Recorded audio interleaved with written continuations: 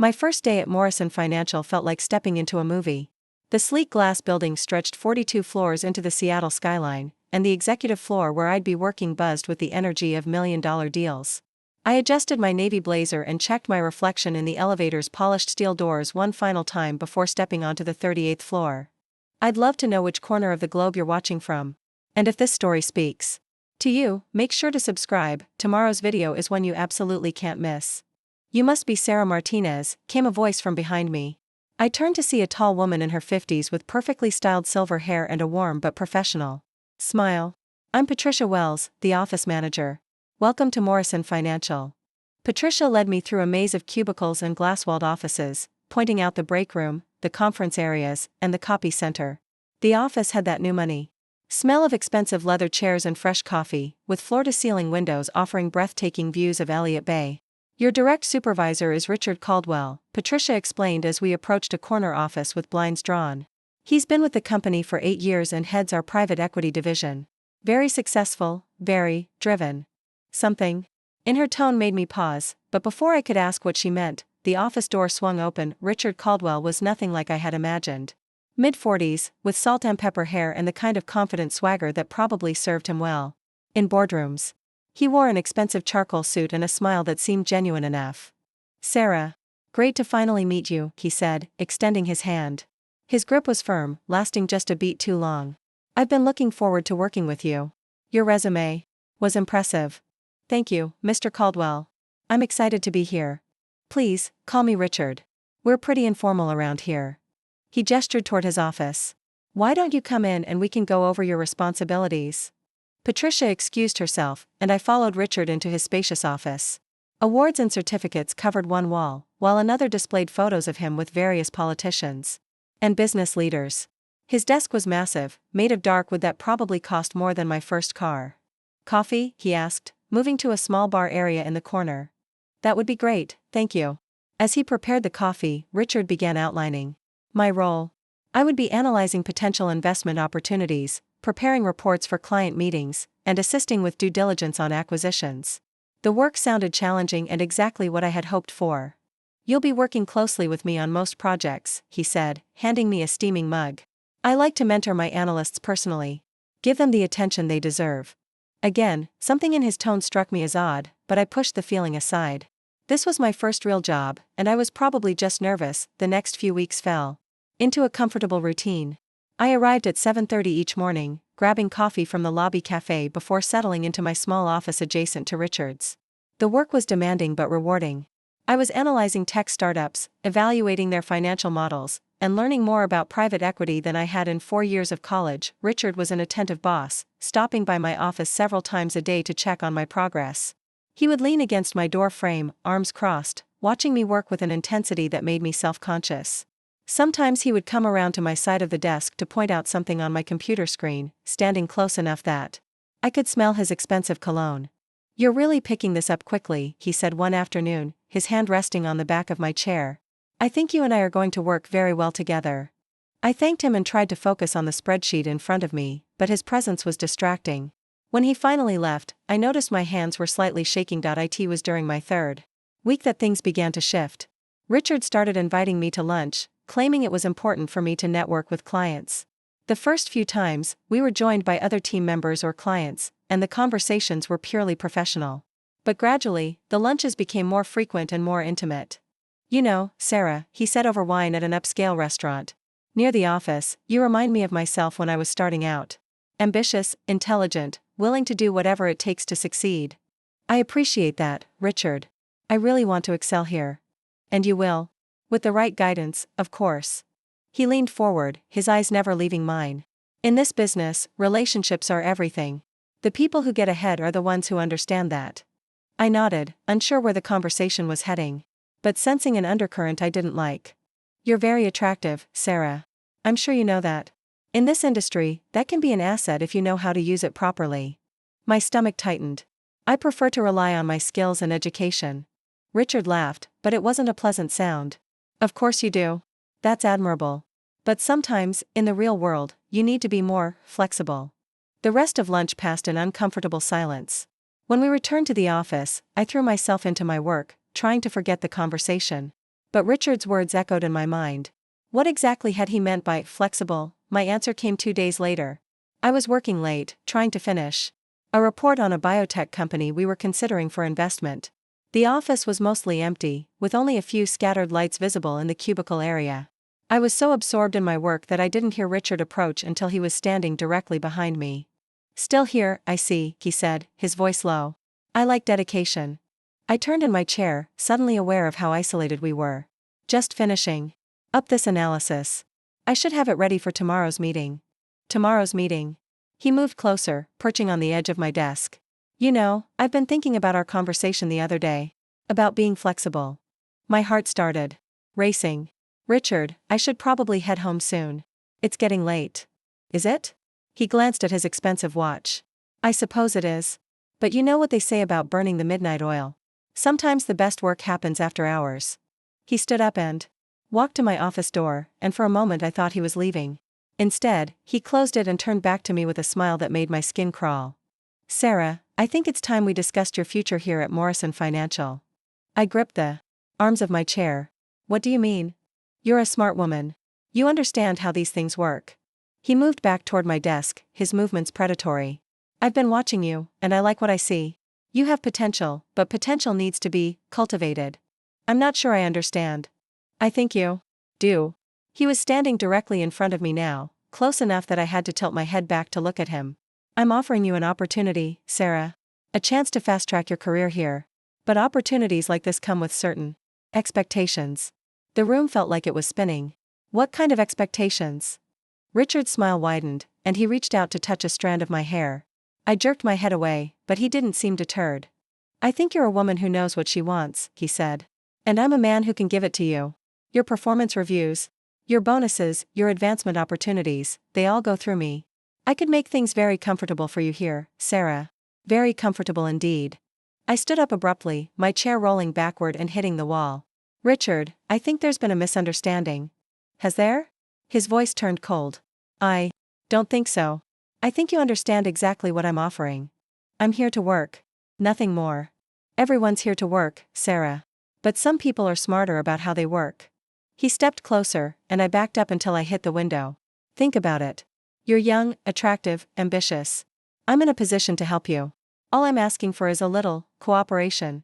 This is completely inappropriate. My voice was barely above a whisper. Inappropriate? Richard laughed. This is business, Sarah. This is how the world works. You scratch my back, I scratch yours. I need to go home. Of course you do. But think about what I've said. Think about your future here. He moved toward the door, then paused. Oh, and Sarah? I'd appreciate it if this conversation stayed between us. You understand. After he left, I sat in my chair for 20 minutes, trying to process what had just happened. My hands were shaking, and I felt sick to my stomach. This couldn't be happening. This was supposed to be my dream job, my chance to build a career in finance. I gathered my things and headed for the elevator, my mind racing. In the parking garage, I sat in my car for another 10 minutes, staring at the concrete wall in front of me. What was I supposed to do now? Richard was my boss, my direct supervisor. He controlled my assignments, my reviews, my entire future at the company. The drive home to my small apartment in Capitol Hill was a blur. I lived in a converted warehouse building with thin walls and creaky floors, but it was all I could afford. On my entry-level salary, I climbed the 3 flights of stairs to my unit and collapsed on my couch, still wearing my work clothes. A lot of love and effort went into bringing this story to life. If you're enjoying it, we'd be so grateful if you'd subscribe to our channel. Now, back to where we left off. I tried calling my best friend from college, Jessica, but she was in New York and 3 hours ahead. It was already past midnight there. I considered calling my parents in Phoenix, but what would I tell them? That my dream job had turned into a nightmare in less than a month. Instead, I spent the night researching. I googled Richard Caldwell, Morrison Financial Group, and anything else I could think of. What I found made my stomach turn even more. There were whispers on professional forums, vague mentions of difficult working conditions in company reviews, and several former employees who had left after short tenures with no explanation. One review on a job site particularly caught my attention. Management has serious boundary issues. HR is aware but seems unwilling to address. Would not recommend it for young women. Another simply said, toxic environment. Certain managers think they can get away with anything. The picture was becoming clearer, and it wasn't pretty. Richard had done this before. Probably multiple times. And somehow, he was still here, still in a position of power, still preying on young employees. The next morning, I woke up with a pounding headache and a decision to make. I could quit, walk away, and try to find another job. Or I could stay and figure out how to handle the situation. The problem was, I needed this job.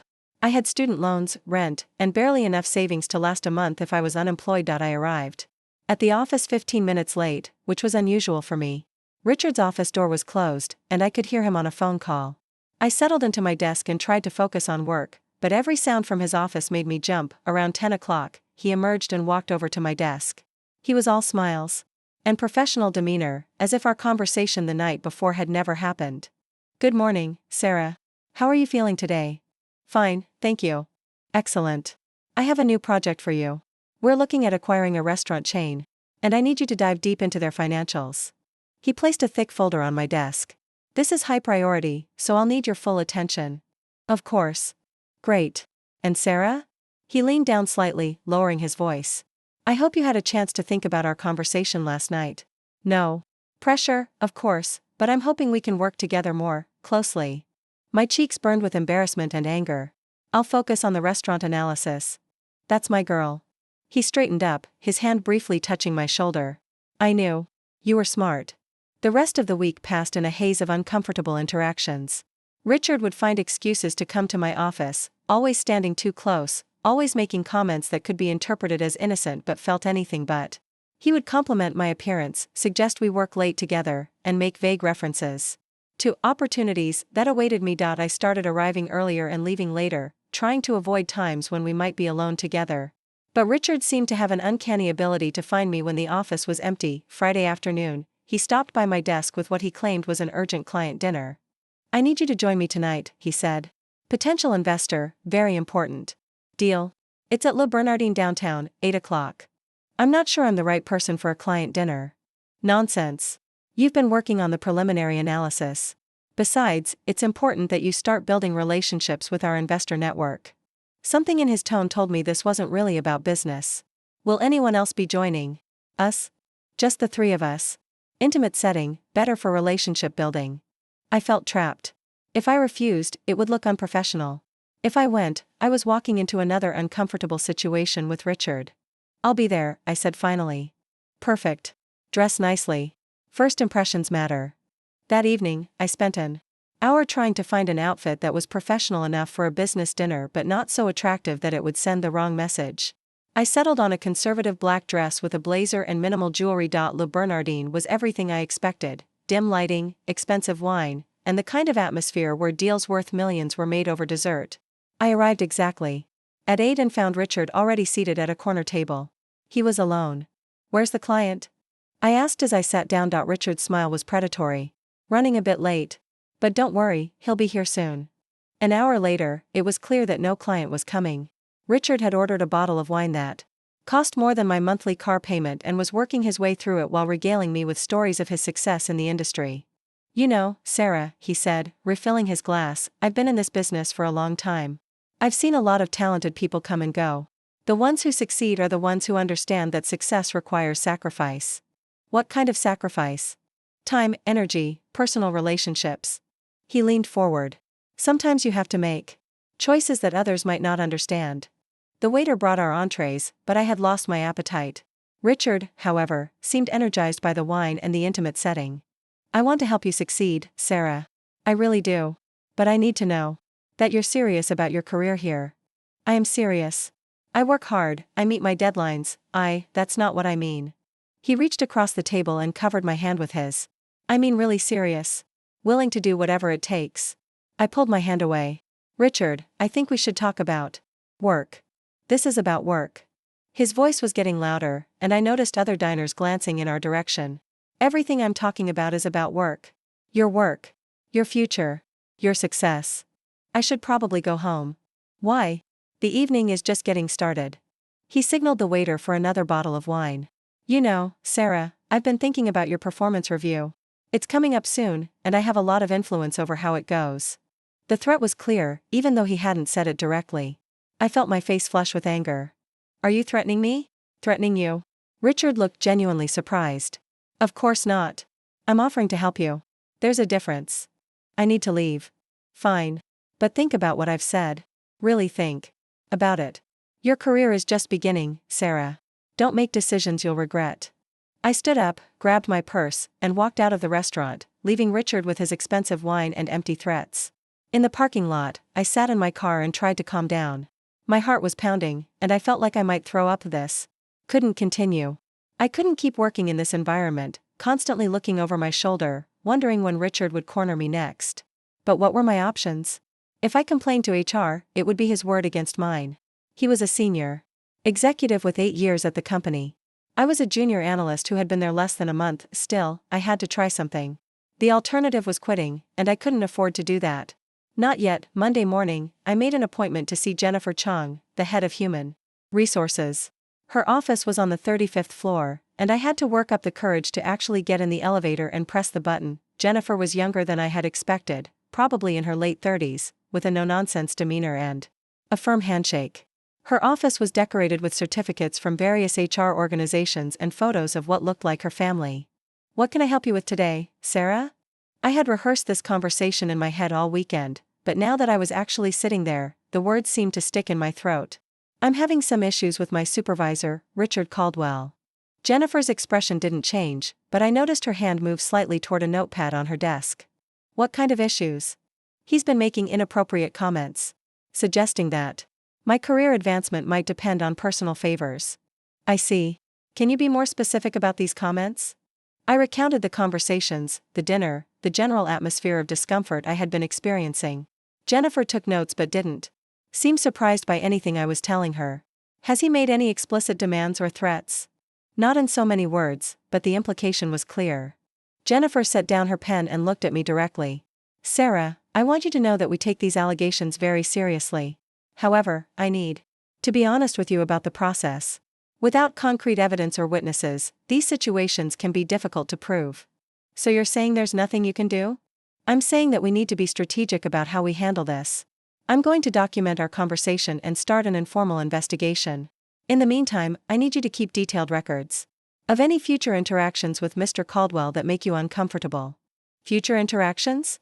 "I have to keep working with him." "For now, yes. But I want you to know that retaliation is strictly prohibited. If he treats you differently because of this complaint, that's a separate violation." I left Jennifer's office, feeling more frustrated than when I had arrived. The message was clear: without proof, it was my word against Richard's, and Richard had a lot more credibility than I did. The week following my meeting with Jennifer Chung felt like walking through a minefield. Richard's behavior shifted in subtle but noticeable ways. He became colder, more demanding, and started questioning my work quality in ways he never had before. "This analysis is sloppy," he said, dropping a report on my desk that I had spent 2 days perfecting. "The financial projections are unrealistic, and your market assessment lacks depth. I expected better from you, Sarah." I stared at the report, knowing it was some of my best work. The projections were based on conservative estimates, and I had spent hours researching comparable companies for the market analysis. "Could you be more specific about what needs improvement?" I asked, trying to keep my voice steady. "Everything needs improvement. The whole thing needs to be redone." He leaned against my desk, his arms crossed. "Maybe you're not as capable as I initially thought." The message was clear. This was retaliation for my HR complaint, exactly what Jennifer had warned me about. But proving it would be nearly impossible. That afternoon, I received an email from Richard scheduling a performance review meeting for the following Friday. The timing wasn't coincidental. My 90-day probationary period was ending, and this review would determine whether I became a permanent employee. I forwarded the email to Jennifer Chung with a brief note explaining my concerns. Her response was frustratingly vague: "Document everything. Stay professional. We're monitoring the situation." Meanwhile, my workload had mysteriously tripled. Richard began assigning me projects with impossible deadlines, often giving me tasks at 5 o'clock that he claimed needed to be completed by 8 the next morning. When I stayed late to finish them, he would find excuses to work late as well, creating situations where we were alone in the office.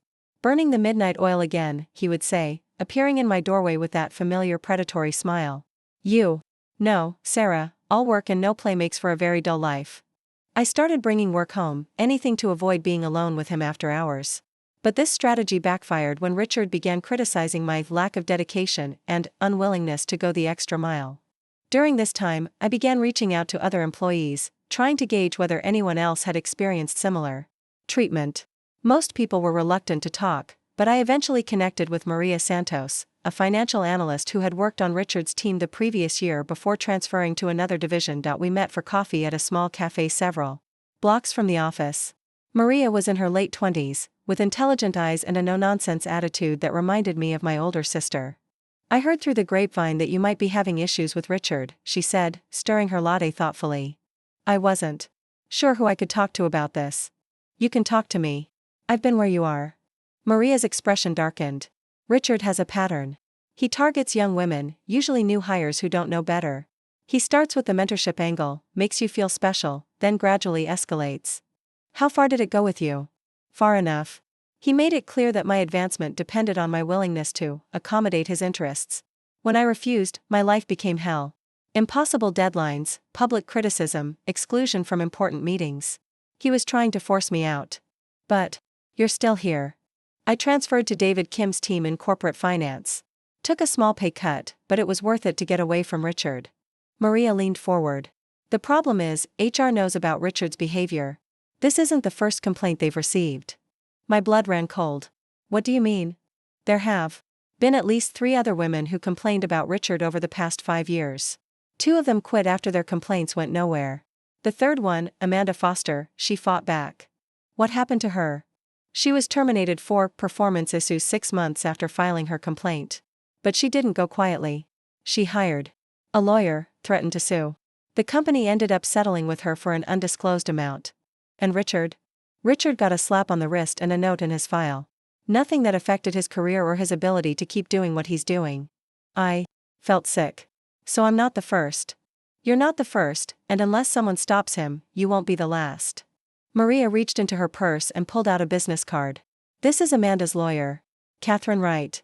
She specializes in workplace harassment cases."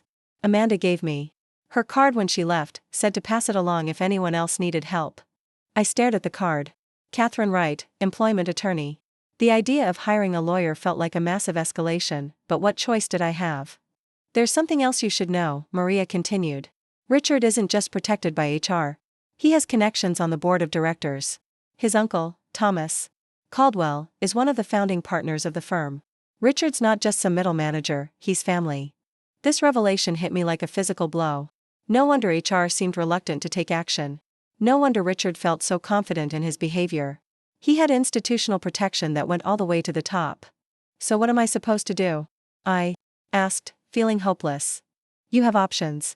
You can transfer to another department if there's an opening. You can quit and try to find another job. Or you can fight back, but if you choose that route, you need to be prepared for war." That evening, I called Catherine Wright's office and left a message. She called me back within an hour, her voice professional but warm. "Maria Santos gave me your number," I began. "I'm having issues with Richard Caldwell at Morrison Financial." "I see. Can you come in tomorrow evening? I have an opening at 6:00. Catherine's office was in a modern building in Belltown, with glass walls and contemporary art that suggested success without being ostentatious.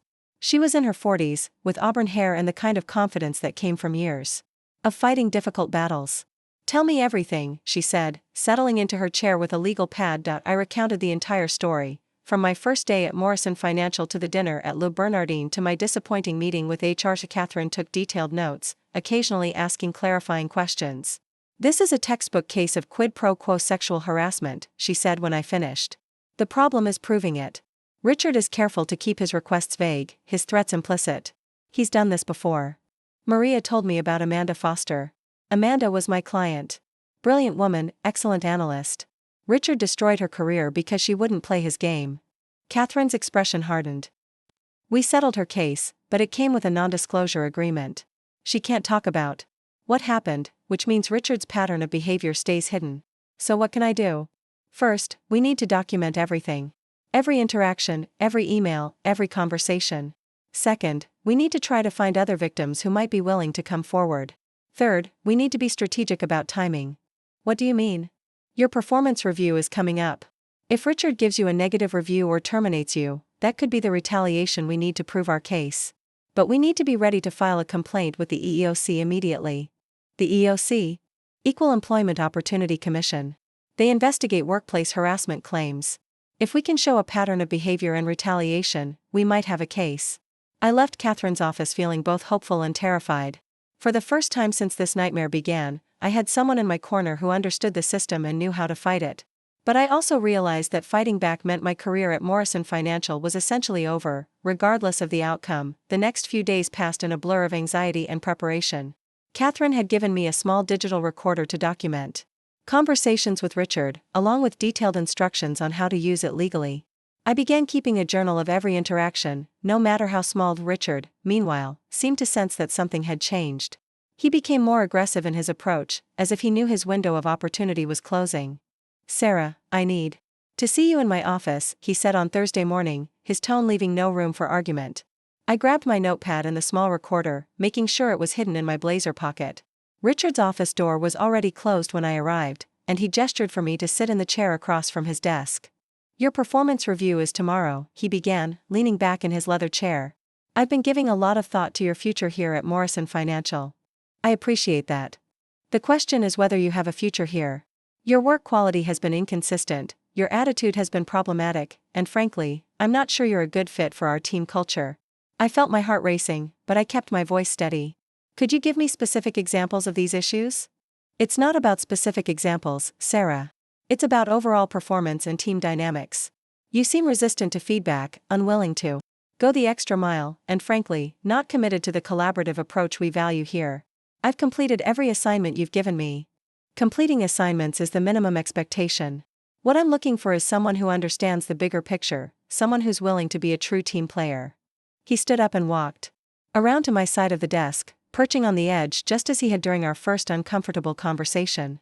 "I want to give you one more chance, Sarah. But I need to know that you're serious about succeeding here. Really serious." "What does that mean?" "It means showing me that you're willing to do whatever it takes. That you understand how business really works." He reached out and touched my arm. "I could write a very positive review tomorrow. I could recommend you for a promotion, a raise, better assignments. But I need to know that we're on the same page." I stared at him, hardly believing that he was being so direct. The digital recorder in my pocket felt like it was burning a hole through my blazer. "I want to succeed based on my work quality and professional contributions." Richard's expression darkened. "Sarah, I think you're misunderstanding the situation. You're a probationary employee. Your employment here is entirely at my discretion. If I don't recommend you for permanent status, you'll be terminated. No severance, no references, no future in this industry." "Are you threatening me?" "I'm explaining reality. This is how the business world works. The people who succeed are the ones who understand that everything is negotiable."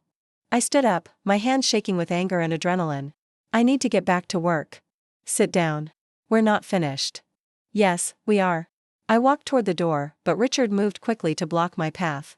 He was standing close enough that I could smell his cologne and see the anger in his eyes. "You're making a mistake, Sarah. A big mistake.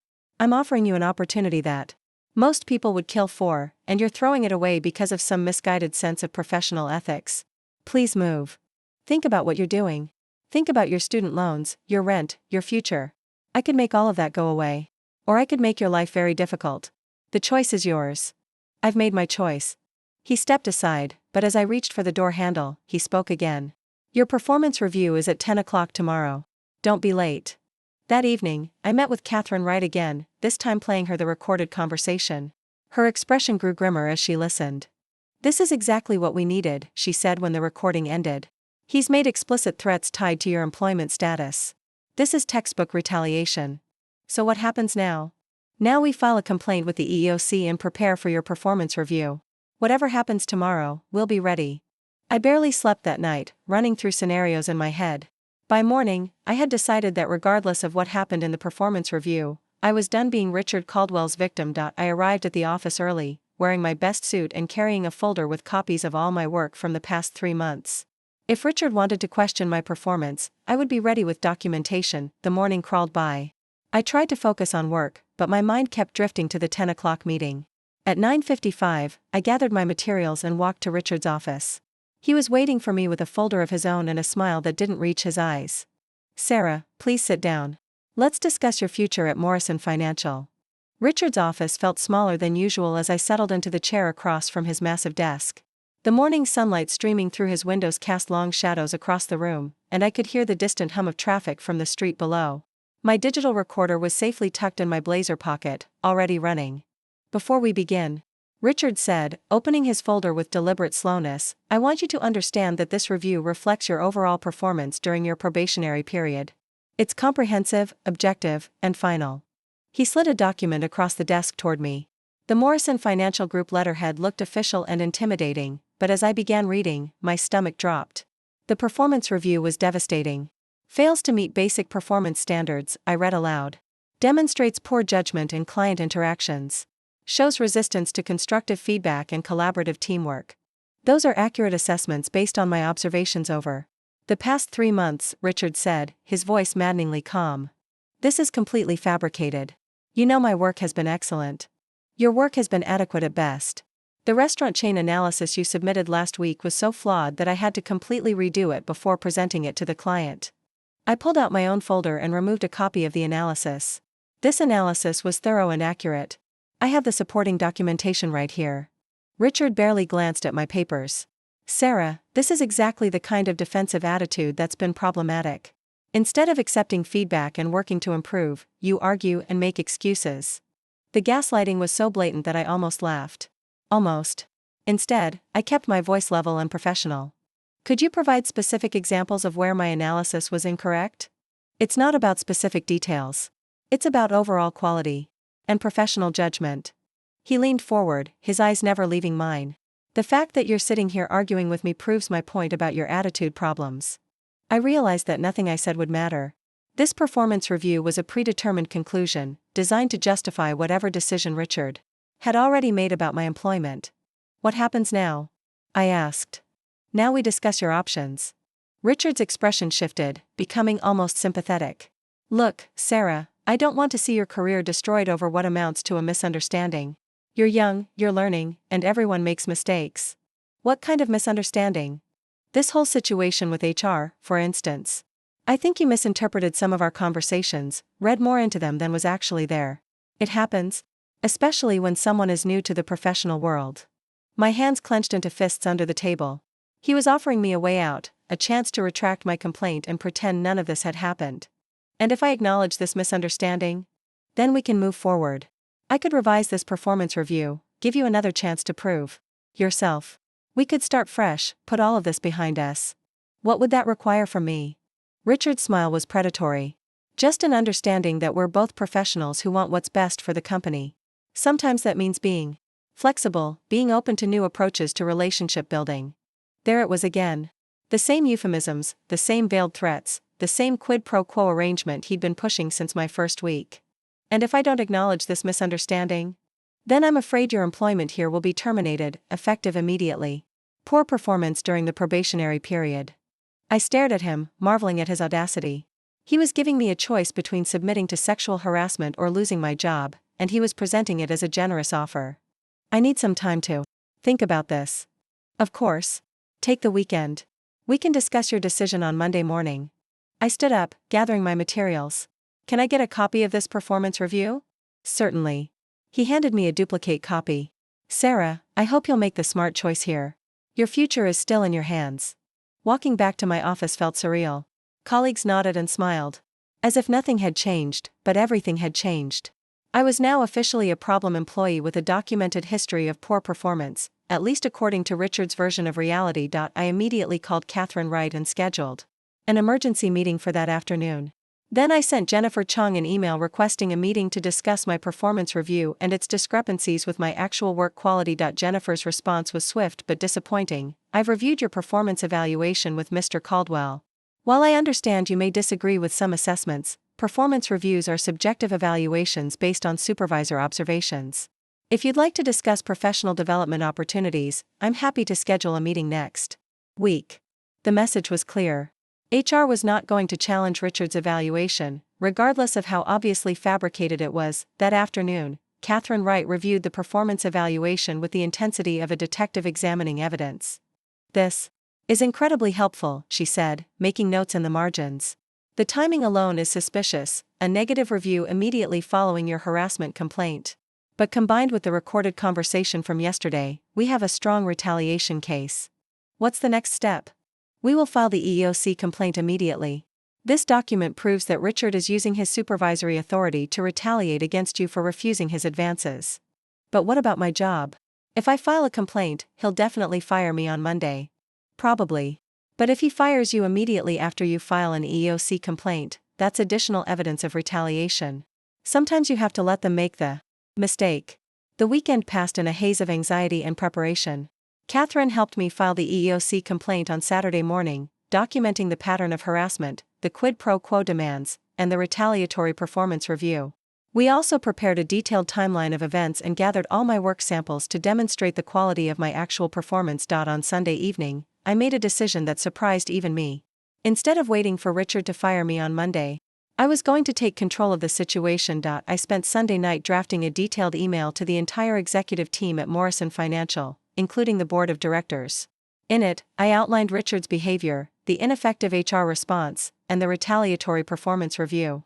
I attached the EEOC complaint, recordings of my conversations with Richard, and samples of my work that contradicted his performance assessment. The email was professional, factual, and devastating. I scheduled it to be sent Monday morning at 8 o'clock, 30 minutes before my scheduled meeting with Richard. Monday morning arrived gray and drizzly, matching my mood perfectly. I dressed carefully in my most professional outfit, knowing it might be my last day at Morrison Financial. I arrived at the office early, before most of my colleagues, and spent the time organizing my personal belongings and preparing for whatever came next. At exactly 8 o'clock, I hit send on the email to the executive team. Then I sat back and waited. The response was immediate and dramatic. My phone started ringing within minutes, but I let the calls go to voicemail. I could see people in the executive corridor having urgent conversations, their body language tense and animated. At 8:30, Jennifer Chung appeared at my office door, her professional composure visibly strained. "Sarah, I need to see you in my office immediately. I have a meeting with Richard at 9. That meeting has been cancelled. Please come with me now." Jennifer's office was crowded when we arrived. Patricia Wells, the office manager, was there, along with David Kim from corporate finance and someone I didn't recognize in an expensive suit who introduced himself as the company's outside counsel. "Sarah," Jennifer began, "we've received your email and reviewed the materials you've submitted. These are very serious allegations. They're also completely accurate." The lawyer leaned forward. "We want to assure you that Morrison Financial takes workplace harassment very seriously. We're launching an immediate investigation into your claims." "What about Richard?" "Mr. Caldwell has been placed on administrative leave pending the outcome of the investigation," Jennifer said. "He will not be returning to the office until this matter is resolved." I felt a surge of satisfaction. For the first time since this nightmare began, Richard was facing actual consequences for his behavior. "What about my employment status?" "Your termination has been suspended pending the investigation. We're also arranging for you to transfer to David Kim's team in corporate finance, effective immediately." David Kim spoke for the first time. "I've reviewed your actual work product, Sarah. It's excellent. I'd be happy to have you on my team." The lawyer pulled out a thick document. "We'd like you to consider signing this agreement. It would resolve all claims related to this matter in exchange for a substantial settlement and a positive reference." I looked at the document but didn't touch it. "I need to discuss this with my attorney." "Of course. Take all the time you need." The meeting ended with promises of a thorough investigation and assurances that retaliation would not be tolerated. But as I walked back to my office, I couldn't shake the feeling that this was just the beginning of a much larger battle. Over the next few days, the investigation moved quickly. Other women came forward, including 2 current employees who had been afraid to speak up before.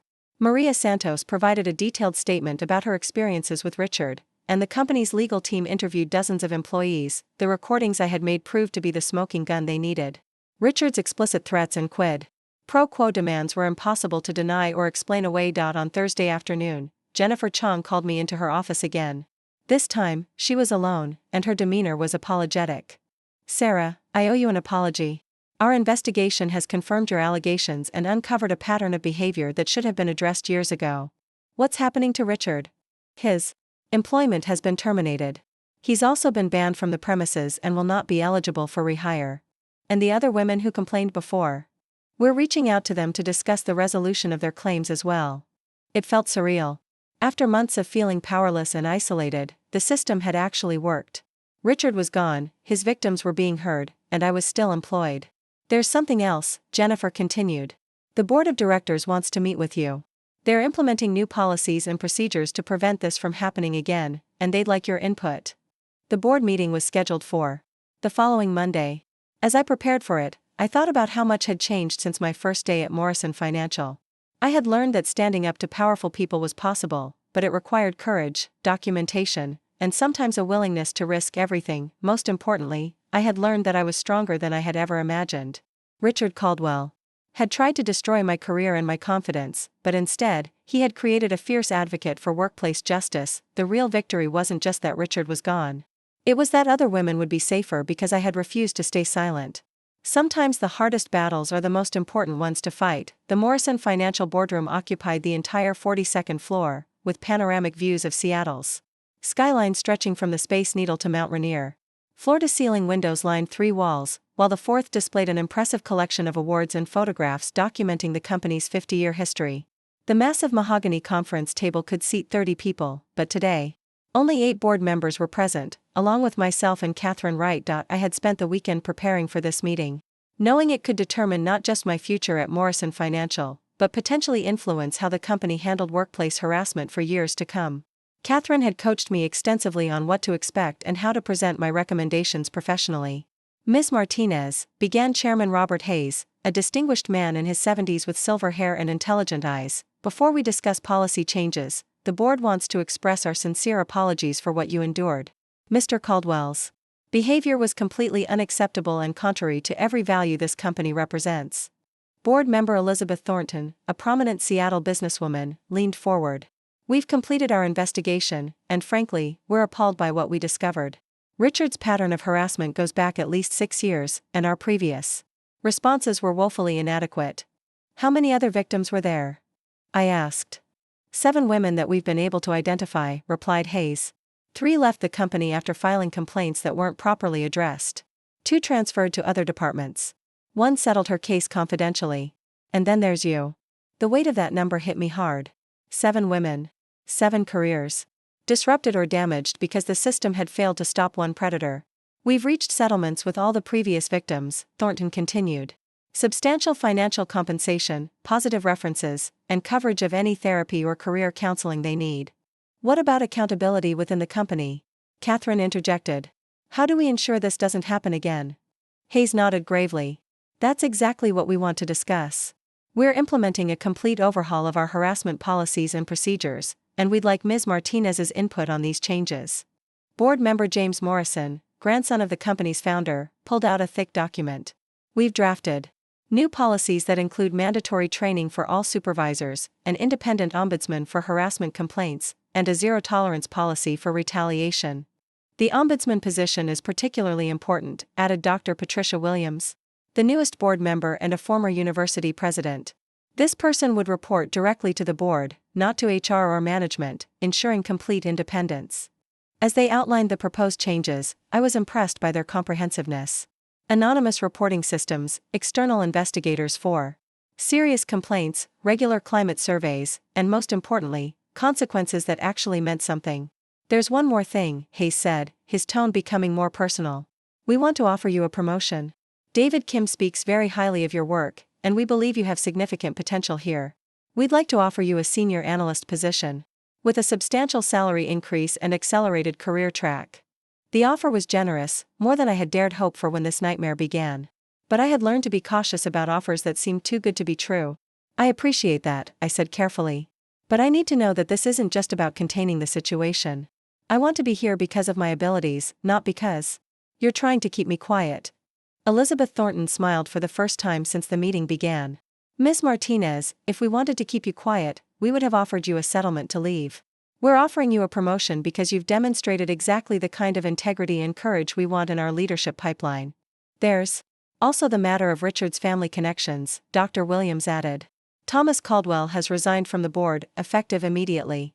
He should have recused himself from any decisions involving his nephew, and his failure to do so represents a serious conflict of interest. This news surprised me. Thomas Caldwell had been a board member for over 20 years and was considered one of the most influential voices in the company's strategic direction. What about the broader company culture? I asked. Richard didn't operate in a vacuum. Other people knew what was happening and chose to look the other way. Hayes exchanged glances with the other board members. You're absolutely right. We're conducting a comprehensive review of management practices across all divisions. Anyone who enabled Richard's behavior or failed to report it will face consequences. The meeting continued for another hour, covering implementation timelines, monitoring procedures, and my specific role in helping to rebuild the company culture. By the end, I felt cautiously optimistic about Morrison Financial's commitment to real change. As Catherine and I left the boardroom, she squeezed my arm. That went better than I expected. They're taking this seriously. Do you think it will stick? Once the legal pressure dies down and the media attention fades, will they actually follow through? That's the million-dollar question. But you've given them a roadmap and held them accountable publicly. That makes it much harder for them to backslide. The following weeks brought a whirlwind of changes. Richard's termination became public knowledge throughout the company, though the specific details remained confidential. The official announcement cited violations of company policy and professional standards, which was corporate speak for "We fired him for being a predator." My transfer to David Kim's team proved to be a breath of fresh air. David was everything Richard wasn't: respectful, supportive, and focused on developing his team's professional skills rather than exploiting them. The work was challenging and engaging, involving complex financial modeling for merger and acquisition deals. Your analysis of the biotech acquisition was exceptional, David told me during my first formal review with him. The way you identified those potential regulatory risks saved our client millions of dollars. Working in an environment free from harassment allowed me to flourish professionally in ways I hadn't thought possible. My confidence returned, my creativity emerged, and I began contributing to projects at a level far beyond what I had achieved. Under Richard's supervision, the company-wide policy changes rolled out over several months. The new ombudsman, Dr. Rachel Chen, was a former federal prosecutor with extensive experience in workplace investigations. She established an independent office with direct reporting to the board and began conducting confidential interviews with employees across all departments. We want to understand not just what happened, but why it was allowed to continue for so long, Dr. Chen explained during one of our conversations. Your case revealed systemic failures that go beyond one individual's bad behavior. The mandatory training sessions were more substantive than the typical corporate compliance exercises. They included role-playing scenarios, discussions of power dynamics, and clear consequences for violations. Most importantly, they emphasized that harassment wasn't just illegal, it was fundamentally incompatible with the company's values and business objectives. 3 months after Richard's termination, I received an unexpected phone call from Amanda Foster, the former employee who had settled her case years earlier. "I hope you don't mind me reaching out," she said. "Catherine Wright gave me your number. I wanted to thank you for what you did." "You don't need to thank me. I was just protecting myself." "No, it was more than that. You did what I couldn't do, you made it public. You forced them to address the problem instead of just sweeping it under the rug." Amanda had gone on to work for a competitor, where she had built a successful career in investment banking. My settlement included a non-disclosure agreement, so I couldn't warn other women about Richard. "But you broke that cycle of silence." Her words meant more to me than any corporate recognition or salary increase. The real measure of success wasn't my own career advancement, it was knowing that other women would be safer because of the stand I had taken. 6 months later, Dr. Chen published her first climate survey results. Employee confidence in reporting mechanisms had increased dramatically, and the number of harassment complaints had actually gone up, which she explained was a positive sign. When reporting increases initially, it usually means people feel safer coming forward, she told the board during a presentation I was invited to attend. "We're seeing issues that were previously hidden or ignored." The survey also revealed that Morrison Financial's changes were being noticed by the broader business community. The company's reputation as an employer had improved significantly, and recruitment of top talent, particularly women, had become much easier. "Our new policies aren't just morally right," Elizabeth Thornton observed. "They're good business. Companies with inclusive, respectful cultures consistently outperform those that tolerate harassment and discrimination." My own career continued to advance rapidly. Within a year of Richard's termination, I was promoted to senior analyst and given responsibility for leading my own project teams. The work was exactly what I had dreamed of when I first joined Morrison Financial: complex, challenging, and meaningful, but perhaps the most satisfying development came 18 months after the boardroom meeting. Dr. Chen approached me about joining a new initiative the company was launching. We want to create a mentorship program for young professionals, particularly women entering the finance industry, she explained. Would you be interested in helping design and lead this program? The irony wasn't lost on me. I had come to Morrison Financial seeking mentorship and had instead encountered predatory behavior disguised as professional guidance. Now I had the opportunity to create the kind of authentic mentorship program that actually developed careers rather than exploiting vulnerability. I'd be honored, I told her. The mentorship program launched 6 months later, pairing experienced professionals with new hires in structured relationships with clear boundaries and expectations. We included training for mentors on appropriate professional behavior and created multiple channels for feedback and accountability. 2 years after joining Morrison Financial, I was invited to speak at a conference on workplace harassment prevention. Standing at the podium, looking out at an audience of HR professionals, executives, and employment attorneys, I reflected on how much had changed. The most important lesson I learned, I told the audience, is that silence enables abuse. Every time we fail to speak up, every time we choose comfort over courage, we give predators permission to continue their behavior. I talked about the importance of documentation, the value of finding allies, and the necessity of creating systems that actually protect employees rather than protecting institutions. Change is possible, I concluded, but it requires commitment. From the very top of organizations. It requires leaders who are willing to sacrifice short-term comfort for long-term cultural transformation. After my presentation, a young woman approached me. She looked to be about my age when I first started at Morrison Financial, eager, nervous, and hopeful about her career prospects. I'm dealing with something similar at my company, she said quietly. I don't know what to do. I handed her my business card. Call me. You don't have to handle this alone. As I watched her walk away, I realized that my experience with Richard Caldwell had fundamentally changed not just my career trajectory, but my life purpose.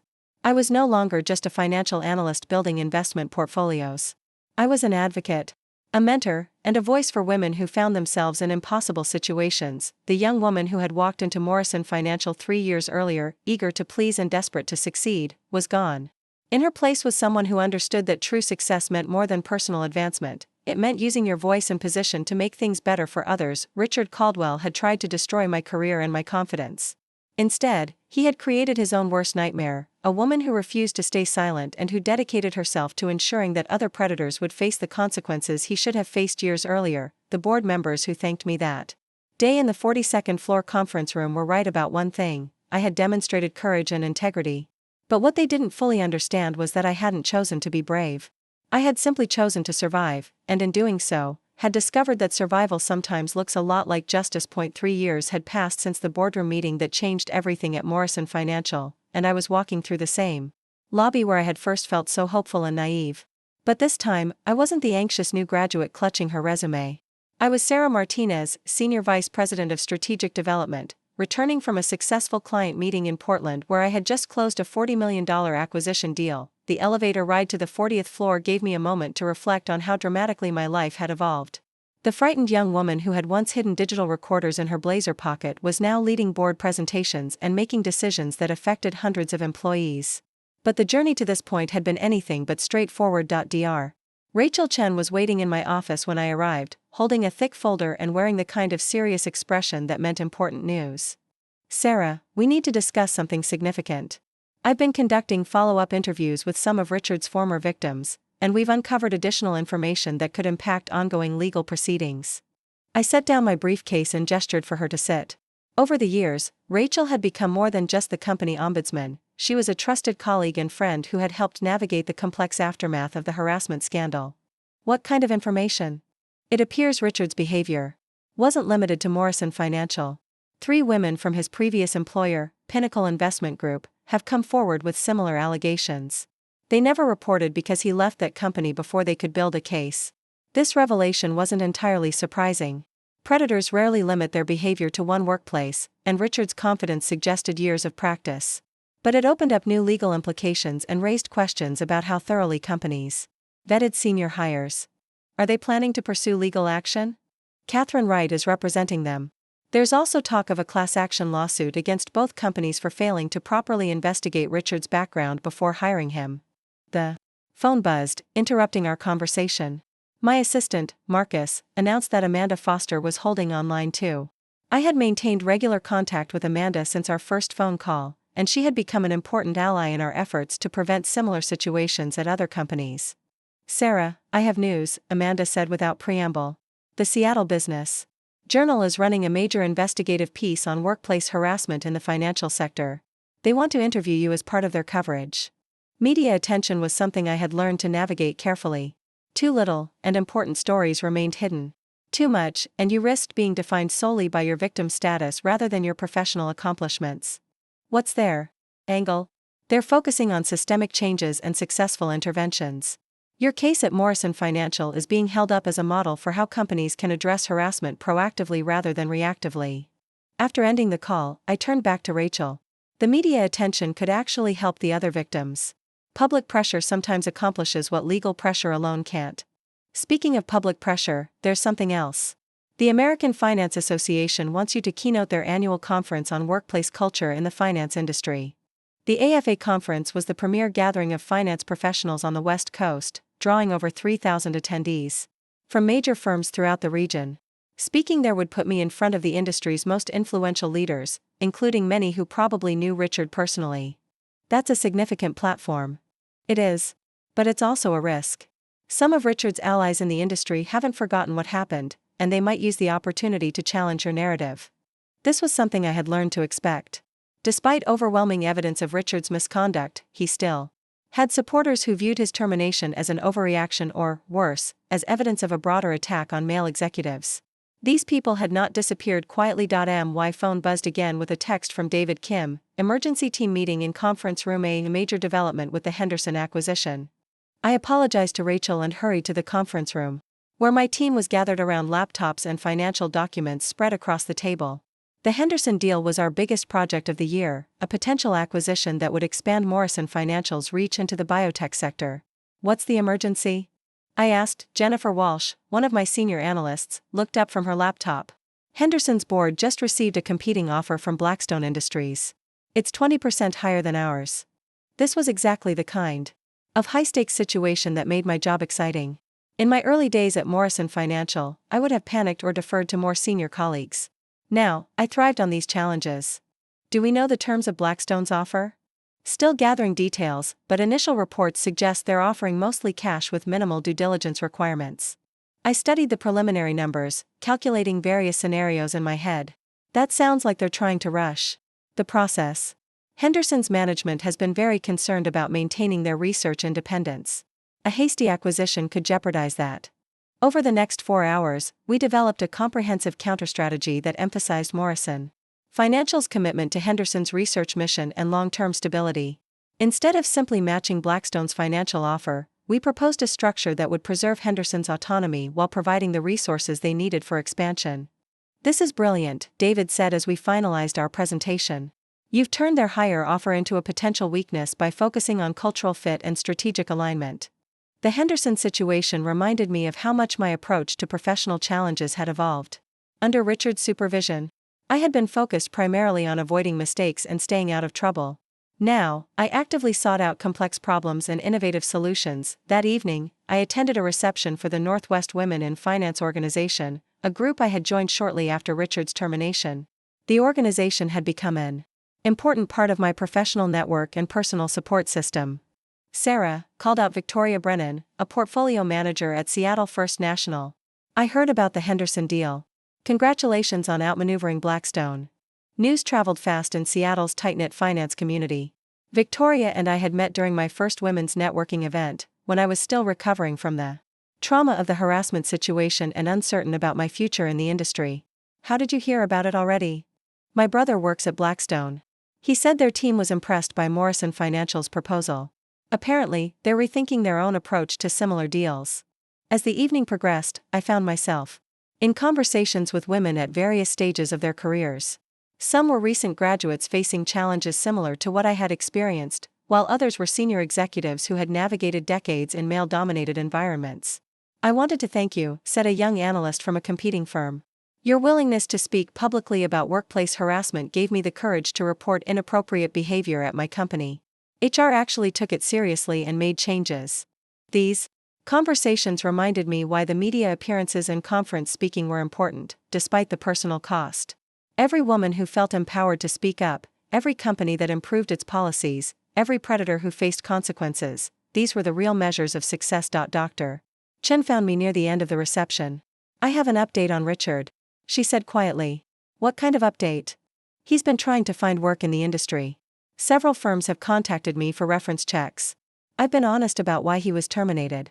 This was something I had wondered about but hadn't wanted to ask directly. Where does someone like Richard Caldwell go after being fired for sexual harassment? Has anyone been willing to hire him? Not so far. Word travels fast in this industry, and most firms are being much more careful about these issues now. He's apparently considering leaving finance entirely. Part of me felt satisfied by this news, but another part recognized the complexity of the situation.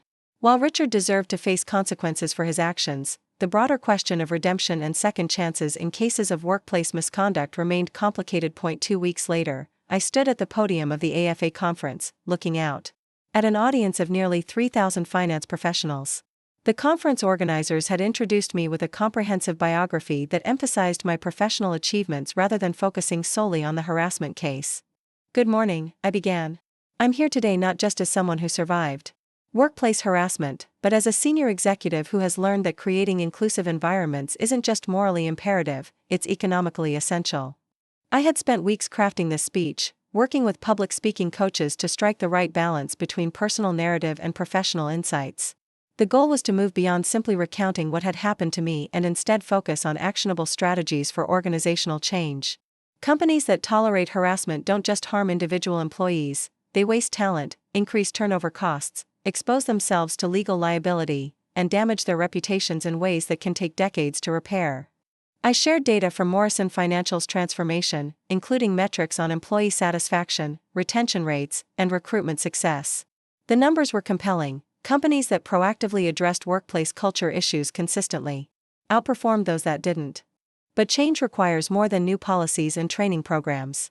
It requires leaders who are willing to make difficult decisions, even when those decisions are personally or politically costly. During the question and answer session, several audience members challenged my recommendations, arguing that harassment concerns were being overblown or that aggressive enforcement created hostile environments for men. I understand those concerns. I responded to one particularly pointed question. But I would suggest that truly professional environments benefit everyone. When we eliminate harassment and discrimination, we create space for all employees to contribute their best work. After the conference, I was approached by executives from several major firms who wanted to discuss consulting arrangements. Morrison Financial's transformation had become a case study in business schools and corporate training programs, and there was growing demand for practical guidance on implementation. Your presentation was powerful, said Margaret Foster, CEO of Northwest Capital Management. We're dealing with some cultural issues, and I think we could benefit from your expertise. This unexpected opportunity to work as a consultant on workplace culture issues felt like a natural evolution of my career.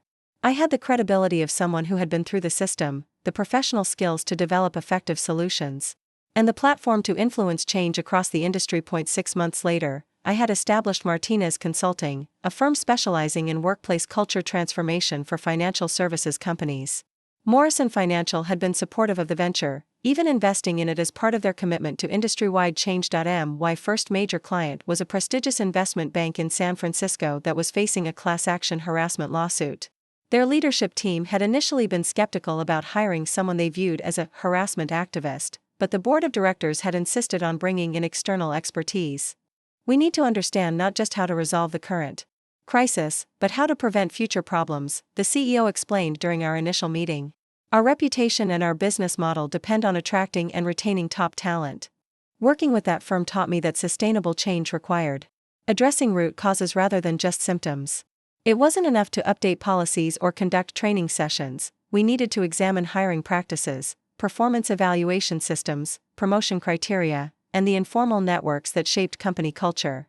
The most important insight I can share, I told their leadership team, is that harassment prevention isn't separate from business excellence, it's fundamental to it. Organizations that create truly professional environments don't do so despite their focus on results, but because of it. As I built my consulting practice, I maintained my position at Morrison Financial, splitting my time between strategic development, work and culture consulting.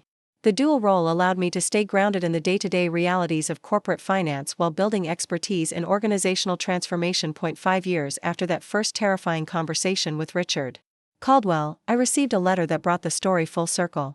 It was from a recent graduate who had been hired as a junior analyst at Morrison Financial.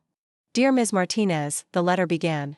"I wanted to thank you for creating an environment where people like me can focus on building our careers rather than defending ourselves from inappropriate behavior.